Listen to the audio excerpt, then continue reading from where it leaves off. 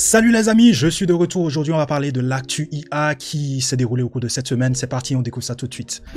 Voilà, salut les amis, je me suis pris quelques congés sur la chaîne. Je suis de retour. À mon absence, il y a eu énormément de choses qui se sont passées. Donc, j'ai eu quand même le temps de résumer tout ça, voilà, dans mon petit notion. On va décortiquer tout ça dans cette vidéo. Donc voilà, on rentre tout de suite dans le vif du sujet. Donc à mon absence, il y avait Microsoft qui a tenu donc sa conférence, le Build 2023. C'est une conférence que Microsoft a l'habitude de tenir chaque année. Donc à l'issue de cette conférence, on peut donc affirmer que Microsoft est toujours loin devant dans la course de l'IA. On sait tous que voilà, Microsoft est voilà dans ses course farouche de l'IA avec Google. Donc voilà, lors du Build 2023, ils ont quand même démontré qu'ils étaient encore largement devant par rapport donc à la conférence que Google a tenue, où voilà, qui a créé un tollé général, qui a créé un gros retournement dans la communauté IA. L'une des plus grandes annonces qui a été faite donc lors de cette conférence, c'est le Windows 11 AI Copilot. Ça veut dire que désormais dans votre Windows 11, pour ceux qui utilisent donc voilà le Windows 11, désormais il y aura donc le Copilot IA qui sera intégré donc dans le Windows. Et ça, c'est totalement dingue. Ça veut dire que vous pourrez tout faire avec l'IA sur votre Windows. C'est totalement dingue. Vous pouvez tout rechercher, ça va faciliter énormément de tâches sur votre Windows. Et ça, je trouve ça super cool. Donc voilà, toutes les machines Windows intégreront donc le nouvel agent d'IA donc dans la barre des tâches. Donc vous l'aurez certainement donc dans la barre des tâches. Donc voilà la grosse annonce qui a été effectuée donc lors du Build 2023. On reviendra un peu plus en détail dans cette conférence dans une autre vidéo, bien évidemment. Là, je brosse à peu près tout ce qui s'est passé en mon absence, hein, voilà, sur la chaîne. Donc on va parler aussi des plugins, du plugins Bing pour Windows. Donc les plugins arrivent donc sur Windows, bien évidemment. Donc les développeurs pourront créer donc des plugins qui fonctionnent sur ChatGPT, sur Bing, sur Dynamics 365 Copilot et sur Microsoft 365 Copilot. Ça veut dire que tout simplement les plugins que vous allez développer pour ChatGPT, je parle bien sûr des développeurs, hein, parce que c'est une réelle opportunité pour les développeurs, hein, voilà l'arrivée du plugin store. Voilà, les plugin store que vous allez développer désormais pour ChatGPT seront compatibles pour Bing, seront compatibles pour voilà le Dynamics 360 Copilot qui est un produit de Microsoft, bien évidemment, et pour Microsoft 365 Copilot. Voilà, donc ça sera présent un peu partout et moi je pense que c'est une réelle opportunité pour les développeurs. Comme j'ai tendance à le dire, moi l'arrivée du plugin store, voilà, je l'assimile un peu à l'arrivée de l'App Store. Voilà, l'arrivée de l'App Store, ça a été un véritable game changer pour les développeurs. Énormément de développeurs voulaient développer leur propre application mobile et le poster sur App Store, et ça a permis à énormément d'applications de voir le jour et de créer un buzz énorme comme Instagram, Snapchat, WhatsApp.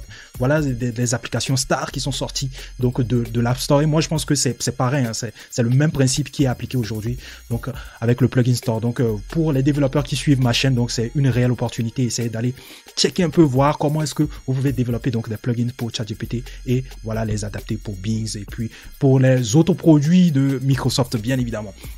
Donc voilà, donc on va enchaîner avec la navigation Bing. Bing sera donc le moteur de recherche par prédilection sur ChatGPT. Donc voilà, pour la partie browsing de ChatGPT, c'est Bing qui est le moteur de recherche qui va faire tourner donc cette fonctionnalité-là. Je vais vous montrer très rapidement donc ce qui en découle. Donc voilà, je suis sur ChatGPT. Vous voyez, si vous allez sur la partie GPT-4 par exemple, donc dans la partie browsing, vous avez Browse with Bing Beta. Donc ça veut dire que désormais, donc c'est avec Bing que va tourner la partie browsing. Donc il suffira juste de venir sélectionner la partie là et puis donc directement, donc le ChatGPT va utiliser donc Bing pour pouvoir aller chercher les résultats, pour pouvoir étayer donc les différentes réponses qu'il va vous donner aux différentes tâches ou aux différents prompts que vous allez donc lui soumettre. Donc ça c'est super cool, c'est une très bonne nouvelle. Donc pour tous les utilisateurs de ChatGPT+, vous pouvez aller checker. Pour rappel, donc voilà, quand je vais sur GPT-4, vous voyez que la partie plugins est disponible. Je pense que elle est disponible là maintenant à tous les utilisateurs de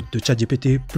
La dernière fois que j'ai fait une vidéo sur la partie plugins, tous les utilisateurs n'avaient pas vraiment accès donc à la partie plugins ou à la partie browsing. Donc là, maintenant, je pense que c'est totalement disponible à tout le monde. Donc voilà, on va surfer, on va partir sur la partie AI Hub, donc une nouvelle section dans Microsoft Store pour les meilleures expériences d'IA créées par la communauté des développeurs de Microsoft, bien évidemment. Donc, il y aura donc désormais dans le Microsoft Store, pour ceux qui utilisent donc Microsoft Windows, voilà, ils ont certainement une application Microsoft Store qui leur permettent donc de télécharger différentes applications pour voilà, Microsoft par exemple. Donc vous allez donc c'est une sorte de App Store, voilà, pour voilà Microsoft en quelque sorte. Donc vous allez là-dessus, vous avez donc cette opportunité de télécharger donc n'importe quelle application compatible à Microsoft. Donc voilà, il y a une section IA qui sera désormais dédiée. Là, vous allez trouver donc des applications IA qui vous serviront certainement voilà dans vos tâches quotidiennes. Donc voilà, donc la petite news à ce niveau-là. Et aussi l'une des grosses news, c'est que Photoshop vient de se doter de super pouvoirs intégrés, enfin voilà, de nouvelles fonctionnalités d'intelligence artificielle. Je vous assure, c'est totalement dingue. Ils ont intégré désormais en leur sein donc voilà la fonctionnalité du prompting. Donc grâce au prompting, vous allez pouvoir faire des choses extraordinaires, des choses que je parle pour les experts de Photoshop. Avant, pour réaliser certains montages ou certaines tâches sur Photoshop, il fallait cliquer, il fallait passer par des clics. Là, désormais, il suffit d'écrire donc les instructions que doit suivre Microsoft ou ce que vous voulez, en gros, faire de l'image que vous avez soumis sous Photoshop.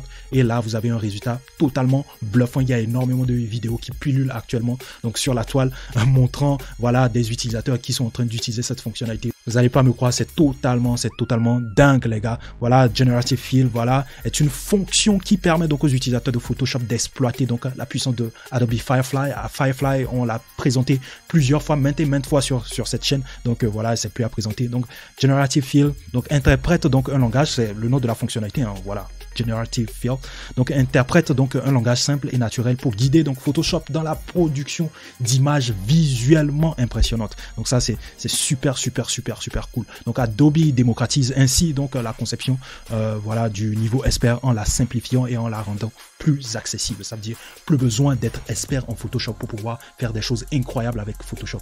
Ouais, donc ça c'est super cool. Je vous ferai donc une vidéo Photoshop pour vous montrer comment est-ce que cette fonctionnalité marche très bientôt les gars.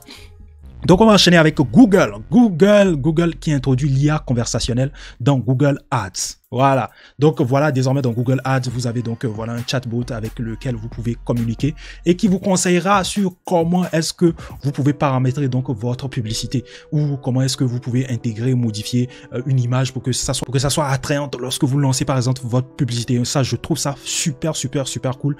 Petit à petit, Google est en train d'intégrer, d'inclure voilà les IA dans ces différents produits. Et moi, je trouve ça cool d'intégrer voilà l'IA dans la partie Google Ads. Ça va aider énormément de personnes à ce niveau-là. Donc voilà, vous avez donc cette opportunité d'alimenter par exemple Google Ads avec votre page, votre page de vente par exemple. Donc ensuite, voilà, grâce donc à la page de vente que vous avez fournie, il va donc vous faire sortir les mots-clés, la description que vous allez utiliser pour pouvoir donc faire la pub de cette page de vente en quelque sorte. Donc les mots-clés, les descriptions, les images qu'il vous faut.